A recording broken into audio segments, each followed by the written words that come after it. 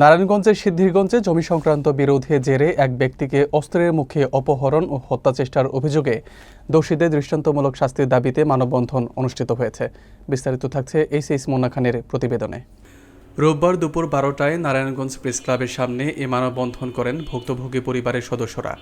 অভিযোগে বলা হয়, জমি নিয়ে চলমান বিরোধে আদালতে মামলা করায় বাবুল নামে এক ব্যক্তিকে শীর্ষ সন্ত্রাসী ও যুবলীগ নেতা মতিউর রহমান মতির ব্যবসায়িক পার্টনার এবং বিএনপির বহিষ্কৃত নেতা শাহ আলম মানিক অপহরণ করে হত্যার চেষ্টা চালায়। মানববন্ধনে বক্তব্য রাখেন ভুক্তভোগীর বড় ভাই মোহাম্মদ আবুল হোসেন, ছোট ভাই মোহাম্মদ সেলিম, স্ত্রী লিপি বেগম, মোহাম্মদ সালাউদ্দিন, হাবিবুর রহমান মণ্ডল ও মোহাম্মদ জাবেদ। বক্তারা অভিযোগ করেন, প্রভাবশালীদের ছত্রছায়ায় থাকা দোষীরা প্রকাশ্যে ঘুরে বেড়ালেও এখনও গ্রেপ্তার হয়নি।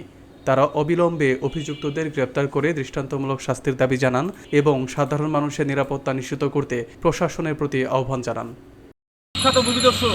শাহ আলম মানিক, ঠিক আছে, আপনারা অকুল বিনোদন যে আমাদেরকে আপনারা সরকারের কাছে আবেদন জানান যে আমাদের একটা নিরহ ফ্যামিলিকে সে শত শত হাজার হাজার কোটি টাকার মালিক, সে ভূমি দুষ্কৃতি করে এবং আওয়ামী লীগের সাথে এবং মতিউর রহমান মতির অন্যতম ব্যবসায়ী পার্টনার, এখনও সে বলবৎ পার্টনারি ব্যবসা করতেছে বিভিন্ন জায়গায়, ইপিজেড এবং বিভিন্ন মার্কেট এবং নতুন বাজার এগুলো সব দখল করে। আমাদের জায়গা দখলের জন্য শাহ আলম মানিককে ফাইসলিত করছে, করে দেওয়া এগুলো দখল করার জন্য আমার ভাই বোনের জন্য আছে, আমার ছেলে হয়েছে। এই আমি বিচার চাই, হ্যাঁ, সুস্থ বিচার চাই, সরকারের কাছে সুস্থ বিচার চাই।